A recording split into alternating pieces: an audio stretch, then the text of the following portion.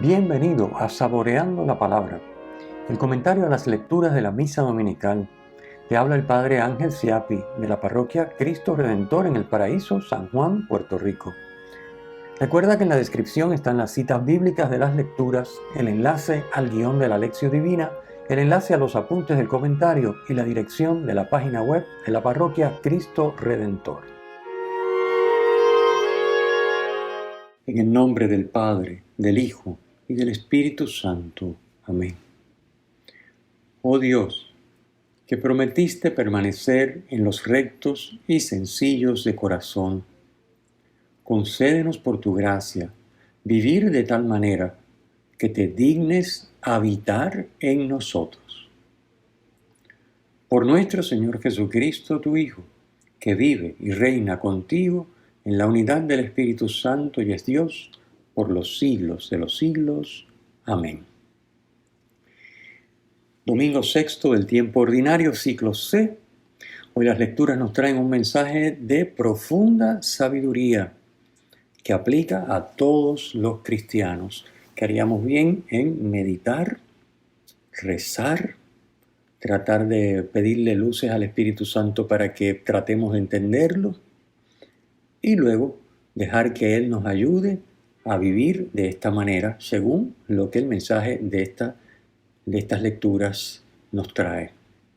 En la oración colecta ya hemos dado una pista, ¿verdad? Hemos pedido que Dios se digne habitar en nosotros porque primero nos concede la gracia de ser rectos y sencillos de corazón. Así que siendo rectos y sencillos de corazón, alcanzamos la gracia de que habite en nosotros. Y esa es la clave del asunto. Como sabemos, ya han visto las lecturas ustedes al escuchar este comentario. El Evangelio de hoy nos trae las bienaventuranzas en la versión del evangelista San Lucas. Y la primera lectura, que va siempre de la mano, nos da la clave de lectura de esa bienaventuranza. Comencemos. La primera lectura, tomada del profeta Jeremías, presenta el mensaje a base de contraposiciones. Maldición, bendición, cardo en la estepa, árbol junto al agua, habitar en árido desierto, tener raíces junto a la corriente, confiar en el hombre, confiar en Dios. Ahí están las contraposiciones que el texto marca clarísimamente. Las palabras de este texto que hoy leemos son muy parecidas a las del Salmo 1, que también es el salmo con el que respondemos a esta primera lectura en la liturgia de este domingo. Les invito a compararlo para que vean la semejanza tan grande que hay entre los dos. ¿Qué nos dice Jeremías?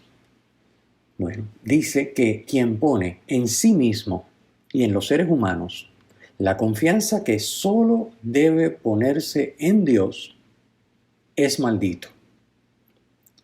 No producirá frutos y su destino es la muerte.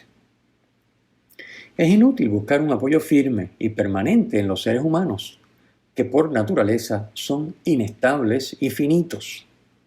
No podemos buscar un apoyo permanente,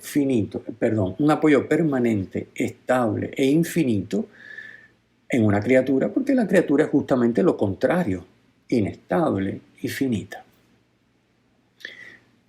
Dice el mensaje de hoy también que, porque el mensaje de Jeremías, de la lectura de hoy, está puesto primero lo negativo, maldito, y luego lo positivo, bendito. Pues dice que quien pone su confianza en Dios y la pone también en los seres humanos en la medida que lo requiere el amor a Dios y al prójimo, ese será bendito.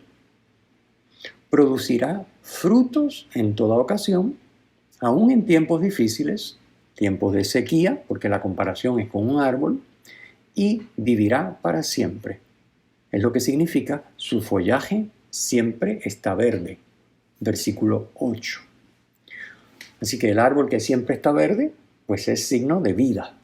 Vivirá para siempre, su follaje siempre está verde. El hombre que pone su confianza en Dios es como un árbol cuyo follaje siempre está verde y que aún en tiempos de sequía se mantiene dando fruto y con follaje verde.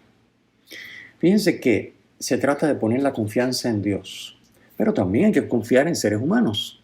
Es imposible vivir sin confiar en seres humanos. Uno tiene que confiar en el médico, uno tiene que confiar en el gobernante, uno tiene que confiar en el policía, uno tiene que confiar en sus padres, en sus hijos.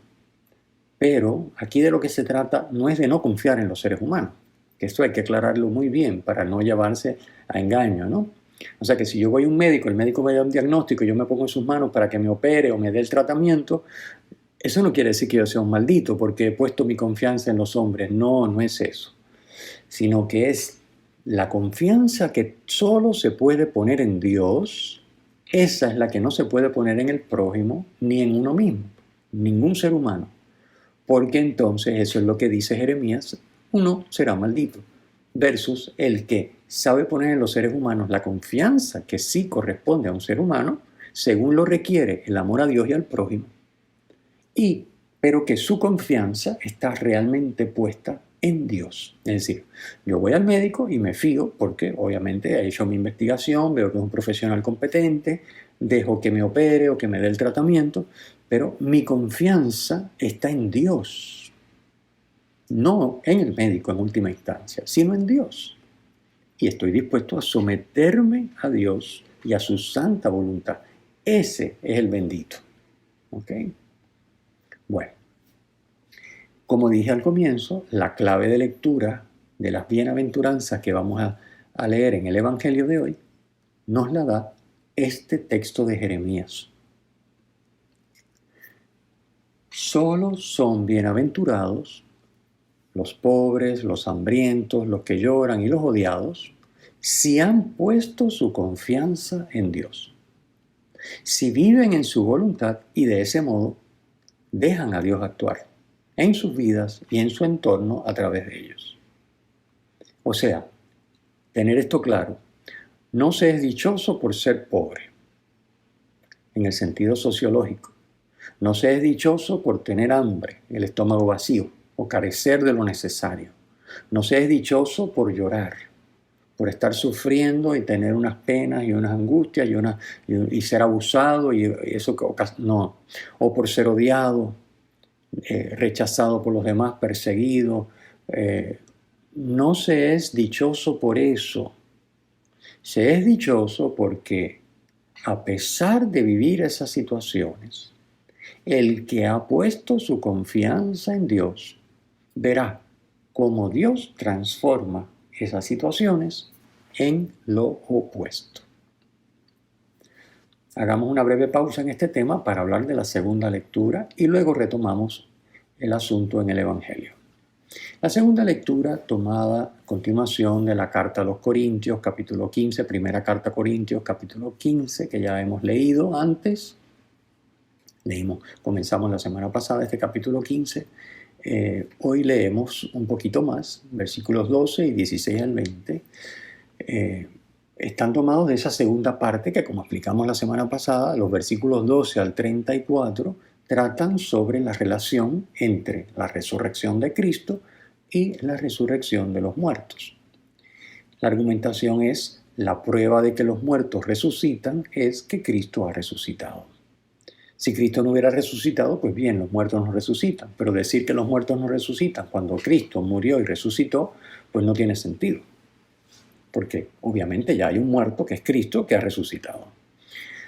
Como indica San Pablo, si Cristo no hubiera resucitado, no tendría valor lo que hizo ni lo que enseñó. Toda nuestra fe, nuestra confianza en Él y en su palabra, no tendría sentido. Nosotros seguiríamos con nuestros pecados, como muy bien expresa San Pablo.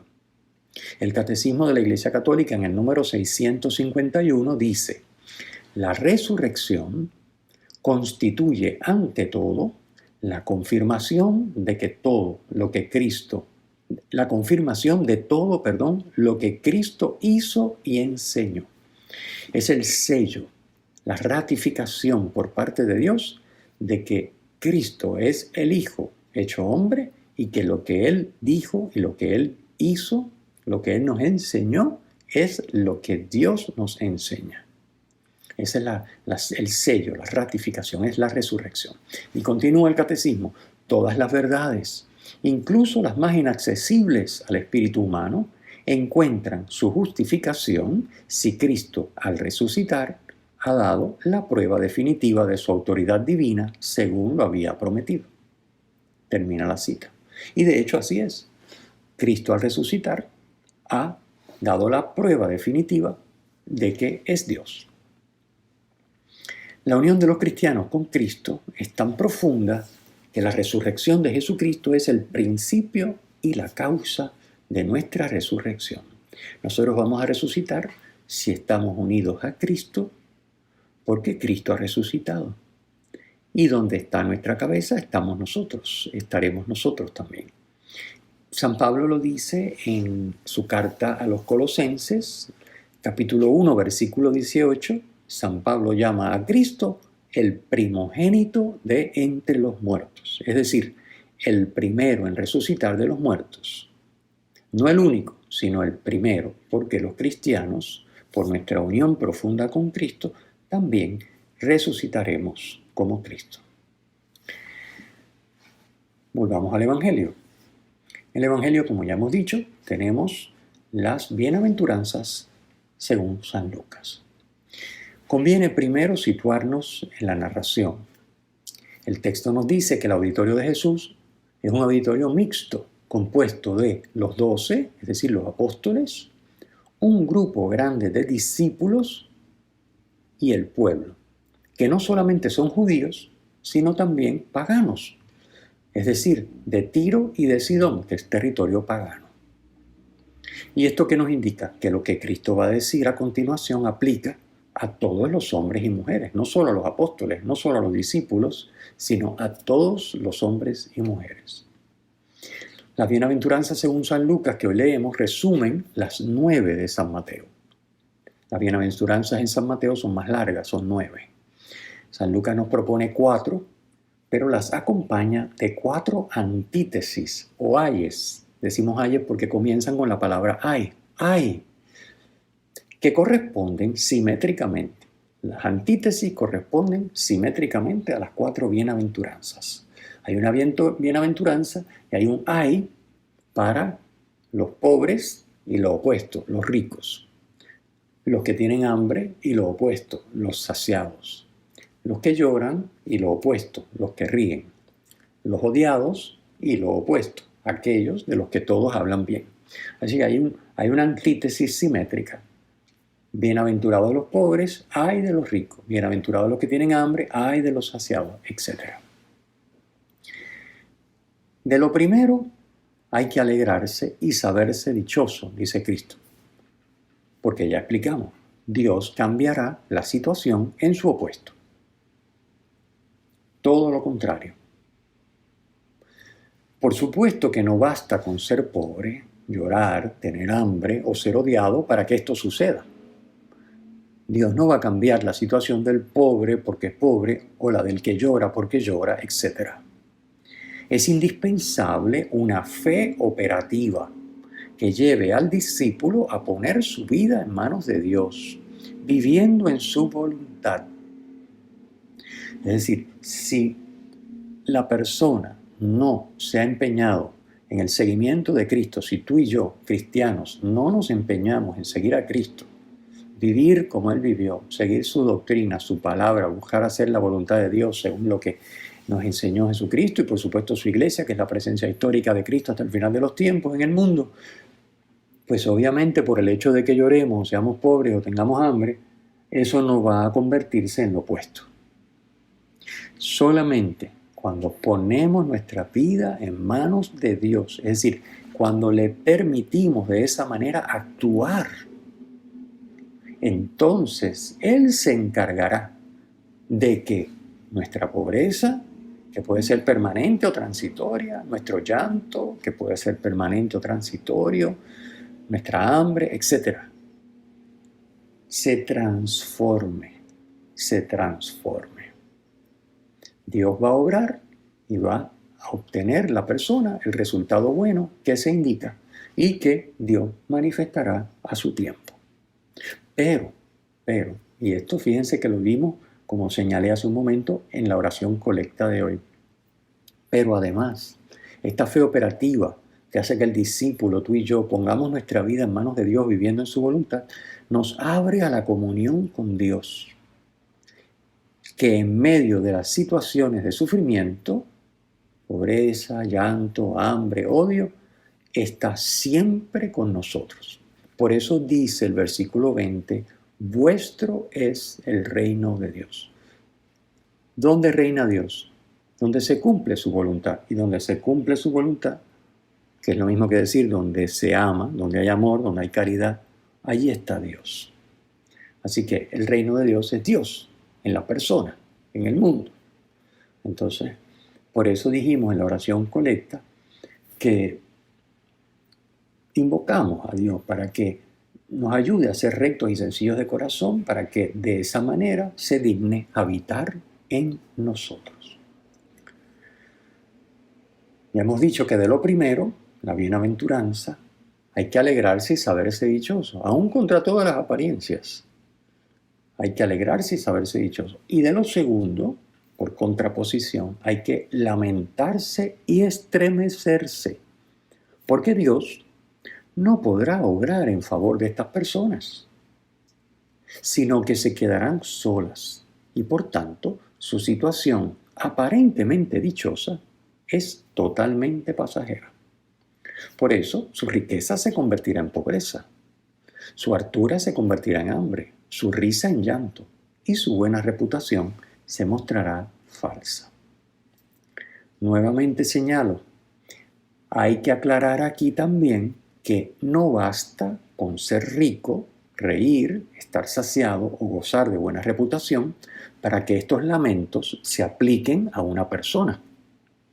Porque si no, en el momento en que uno le van las cosas bien, está todo funcionando, está contento y ríe, pues entonces ya habría que hacer, ¡ay!, de los que ríen. No. Eso sería una lectura literalista del texto que nos llevaría a una conclusión equivocada. No.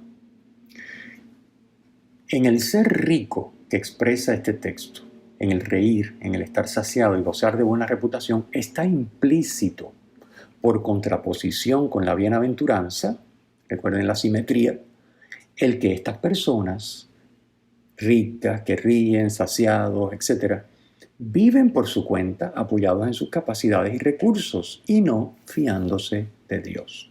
Es decir, son ricos por su cuenta, con sus fuerzas y sus capacidades. Les va todo bien y están contentos por lo que han conseguido ellos y lo que se creen que han logrado ellos, y no reconocen que es Dios el que les permite tener las cosas necesarias y estar en paz y gozar de una felicidad y armonía en su entorno, etcétera, etcétera. Esto es lo que hace tan desastrosa su situación actual, a pesar de las apariencias. Son los malditos de los que habla Jeremías en la primera lectura de hoy, porque han puesto su confianza en los seres humanos y en las capacidades humanas, en las de ellos y en las de los demás, y no en Dios. En resumen, lo que se apoya en Dios, a pesar del sufrimiento y el mal que acarree, es, a fin de cuentas, lo único por lo que vale la pena vivir, porque resultará en un bien y un gozo eterno que es obra de Dios.